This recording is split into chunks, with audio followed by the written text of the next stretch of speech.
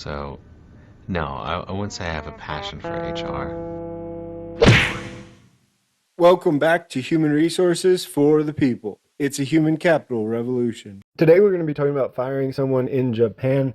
It's one of many of my international HR comparative series where I discuss the differences between the United States and other countries throughout the world and talk about, the differences and the other circumstances surrounding employment in the country, both on the firing side and the hiring side. We're going to get started off with the layoff. What's interesting about Japan is something that several countries have in common, which is if more than 30 employees are to be laid off, you do have to notify the Employment Security Office. In addition, you have to speak with the labor union. Now, frankly, the labor union, if applicable, is the same in the United States. The United States is more about percentage or size rather than specifically 30 employees. 30 employees to a country or a company the size of Walmart is not that much, but 30 employees in a company of 100 is. And the United States WARN Act makes that difference, but Japan's version of it does not. Regardless, when you do lay off, Japan actually has a fairly set standard of what a layoff looks like. It has to have the necessity of reducing the workforce, so you can't lay people off and then rehire other people back, which is a problem in the United States. You can't. There needs to be efforts to avoid layoffs with like such reassignment, solicitation of voluntary retirement, etc. There needs to be a reasonable selection of employees and a reasonableness of procedures. In addition, they usually propose an increase in retirement benefits as part of a voluntary retirement program prior to a layoff. Now, highlighting this, so there are no valid layoffs in the United States. There are no invalid layoffs, but there is best practices. You can reduce your potential for lawsuit when you actually reduce the workforce and have a necessity behind it. You can also do that when you spend time to avoid the layoffs by reassigning employees. And further, if you have a solid decision making selection process, you can also again protect yourself from lawsuits.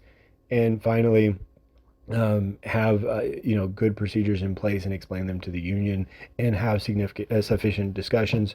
Again, in the United States, there's when there is a union, that is all of these things are required. But unions comprise roughly 10% of the workforce, so just a fairly limited application here.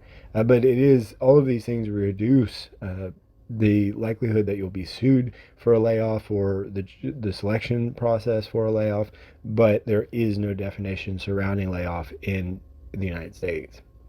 What's interesting is that, of course, there are restrictions on dismissal during maternity leave. Pretty common, but I mean, in the United States, it also extends to paternity leave as well. And then leave being taken because of a workplace injury or illness and for 30 days after these types of leaves. So you really only get 30 days. In the United States, you can certainly sue depending on the nature of it, after a long law or after an FMLA. Even if it's not 30 days. There is actually no employment at will in Japanese law, and employees have to be fired for justifiable cause if they can't reach a mutual termination agreement with the employee. And what that causes look like include poor performance, absenteeism, inability to work because of an injury or illness, which inability to work because of an injury or an illness is actually, potentially not terminable in the United States if it complies with ADA, which I think is fairly interesting. In addition, if there is a dismissal that's not supported by reasonable grounds and not considered reasonable under a normal social convention, it's considered an abuse of rights.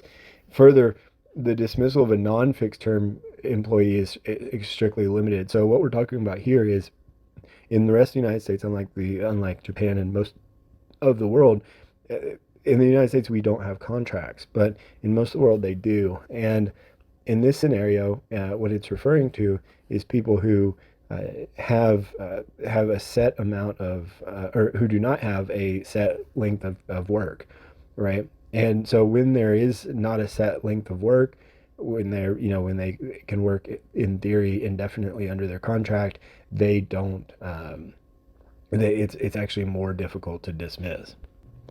In Japan, there is a valid disciplinary dismissal, which what we consider just cause. In that the rules for disciplinary action are stipulated in the rules of employment.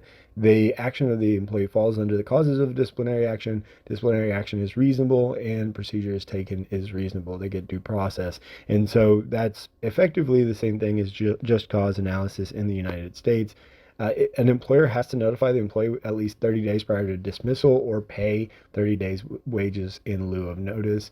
And that is not required in the United States. Of course, there can be no waiting period, and there's certainly no required severance. But often employers do in Japan to obtain the employee's consent to dismissal.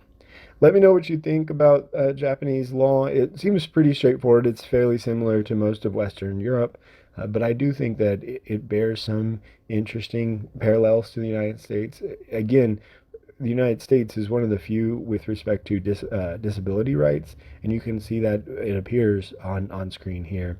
Let me know what you think in the comments down below. Like, share, subscribe, and I'll see you in the next video. Bye, guys.